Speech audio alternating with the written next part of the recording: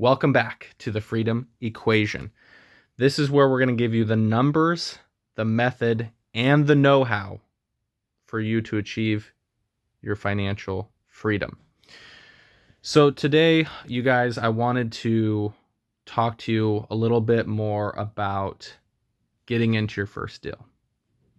So when it comes to getting into your first deal, there's a couple things you're going to need.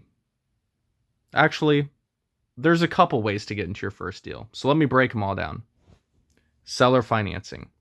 This is probably the most difficult way to get into your first deal. That's if you came to me and said, hey, Brandon, I'd like to buy your house.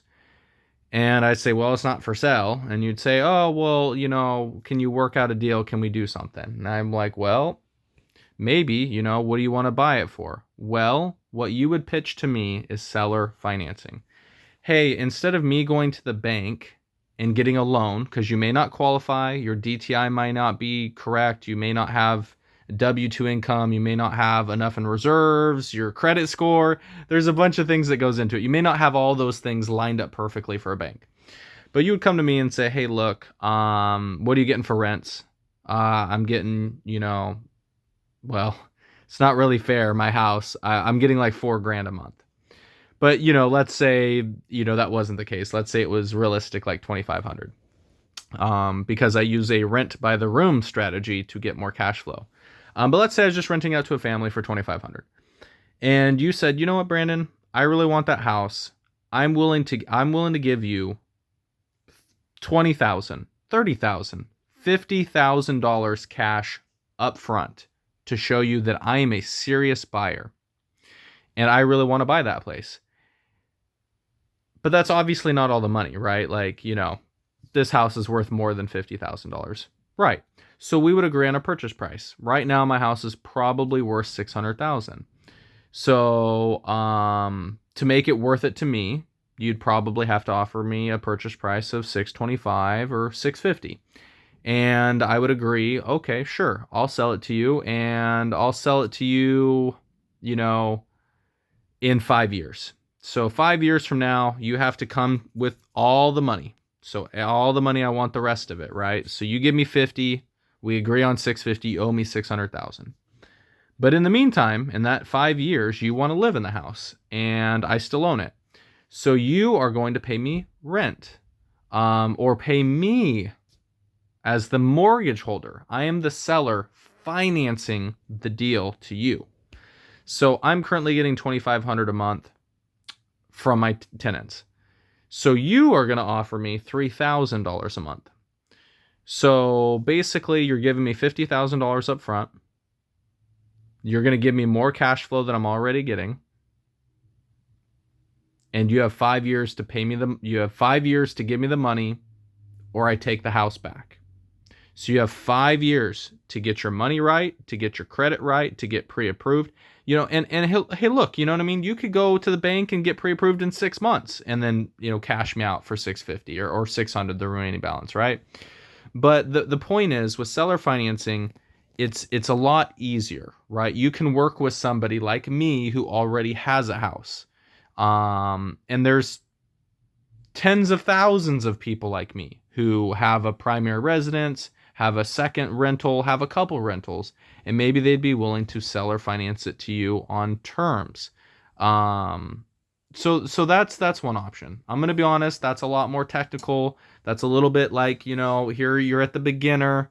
That's more like middle grade. Like, you need to know what you're talking about. You need contracts. You need to talk about interest. You need to make sure that you can afford it. You don't want to put yourself in a really bad situation. So I can make a video talking about seller financing too. A lot of what I've learned is from Pace Morby. So he's on, here on YouTube. So I would highly recommend, if you're interested in this creative financing without using the banks, without using credit, without using, debt to income ratios, without having to pay real estate agents and lenders. If you just want to go direct to the seller, you can knock on any door in America, I would think, or maybe even other countries, and say, hey, are you the owner? Would you be willing to sell? You can ask them, hey, would you be willing to sell your car? Would you be willing to sell your house? Would you be willing to sell your boat? You can ask, 95% of the time it may be a no. Um, but there is people, if you knock on the door, catch them at the right time, present the right offer with a good solid amount of money down, there's people that'll say yes.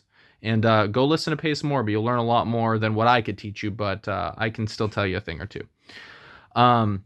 So that's the first way. Probably the most difficult because it's direct to the individual, right? There's no standard, there's no, very complicated, convoluted contracts. You don't necessarily have to have a realtor involved. You don't have to have a lender. There's no banks, there's no appraisals, there's no loan documents. It's a straightforward process, but it's difficult to achieve because you got to find the right person. You got to present it the right way so they understand.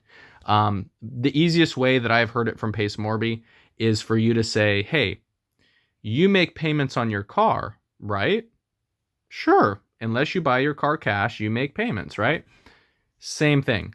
I would like to make payments to you for your house or your car, whatever, right? Whatever you're trying to get them to finance to you, boat, car, house, whatever, right? If you find somebody who has something you want, work out terms. But the most conventional way, and the way that I did it to go buy your first property, is to go find a house or a small multifamily property, duplex, triplex, fourplex, and use conventional or FHA financing.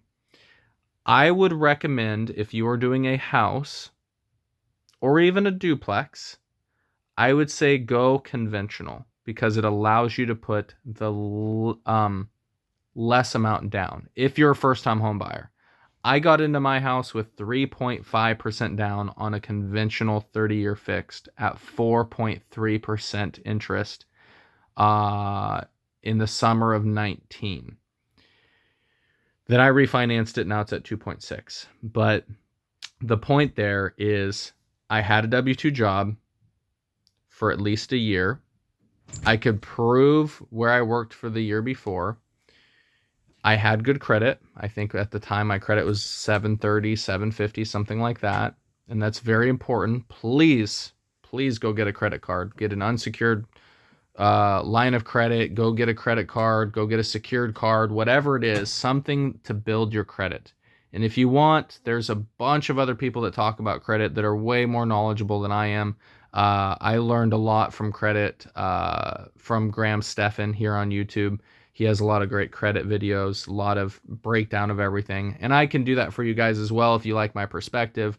But generally what you need to do is you need to start getting credit and use it well. So don't run up a bill and not pay it. Don't max out your credit cards. There's a couple things you shouldn't do. I could talk more about that later. But essentially you want good credit, proof of income. You need to make... your mortgage payment cannot be any more than, I believe it's 40%. 40, and talk to your mortgage lender, right? I'm not a mortgage lender, not a realtor, none of those things. But I believe your income no more than 35 or 40%, maybe 43. Depends on the program, depends on the lender, depends on a bunch of stuff. But no more than that chunk of your money can go to the mortgage payment. See, that's the thing, right? Let's say you make $5,000 a month, which may be very unrealistic for some people, or you might be making more than that. Let's say you make $5,000 a month, because that's what I was making when I bought the property. My payment was $2,700, which is at the very upper max of what I could afford with my DTI. DTI is your debt to income ratio. And your lender, you're probably going to hear it. It's basically what you can afford without going over that limit, right? Because a bank does not want to lend you money if 90% of your income is going to make that payment, because you're not going to live off of 10% of your income. It's not going to happen. You need food, car, utilities, whatever, right? Stuff happens. You're not going to live off 10%. So 80%, 50% of your money cannot go to this payment. I think the most is 43% or 40%, something like that. And even then, even though I did it, I did it because I knew I was going to be immediately turning it into a rental, and I knew money was going to be coming back to me immediately. And in fact, before I ever made my first mortgage payment, I got a check for $1,650 for 1 month's rent and $1,650 as a deposit. So $3,200 came into me before I ever made my first $2,700 mortgage payment. And yes, I had to pay utilities and all this other stuff, but I've never paid a full mortgage payment in my life, and I don't ever plan to if I can help it. But when it comes to traditional financing, you may need a real estate agent, especially your first time, or please work with somebody who knows what they're talking about. Find an investor like me. Go to local real estate meetups, go to Facebook groups. Please, just for the love of God, find somebody who knows what they're doing so you don't get absolutely screwed. And that may be a real estate agent for your first time. It was for me. And then I realized, wait a minute, they didn't really look after my needs and what I wanted. They were more of a real estate agent working for a homeowner, and I'm more of an investor. So I just found the wrong agent for me. My fault. Find a lender that is willing to help you. Yes, real estate agents and lenders get paid when you close a deal. Be mindful of that, right? They're making money off of you, so they're biased. Try to look through that. Try to find people who are actually willing to help you and give you some good advice. But I would recommend, if you're trying to get into your first piece of real estate, go conventional if you can. Put as little as down payment as possible so you have money in your pocket, because I'm sure like many of you guys, I saved and scrimped for an entire year, and I only had $20,000. And I know I say only $20,000, that's a lot of money, I get it, but I worked really freaking hard for that. I worked 7 days a week, 5 days in an office, and most weekends I did yard work. So I put in the work. Trust me, it was really hard. I hated it. I saved every penny I could. I turned in cans, all of it. Did the whole thing.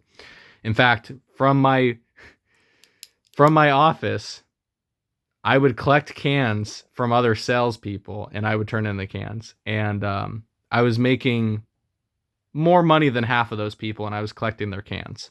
So hopefully that tells you something. Anyways, so that would be my recommendation. If you're trying to get into a piece of real estate right now, it is tough. Interest rates are really high. The best thing you can do is find a rough property that needs some work, put as little down as possible, use the remainder of your money you have to fix it up, make it look nice. It will appreciate in time. Rent out rooms if you can. If you have an ADU or another, like a mother-in-law cottage in the back, buy a property that'll start, creating revenue for you, because a home that does not bring money in is a liability. Anything that does not put money in your pocket is a liability. So that's why I rented out rooms in my house, because if I didn't do that, I would never have the first fourplex, and without the first fourplex, I wouldn't have been able to get the second. Peace.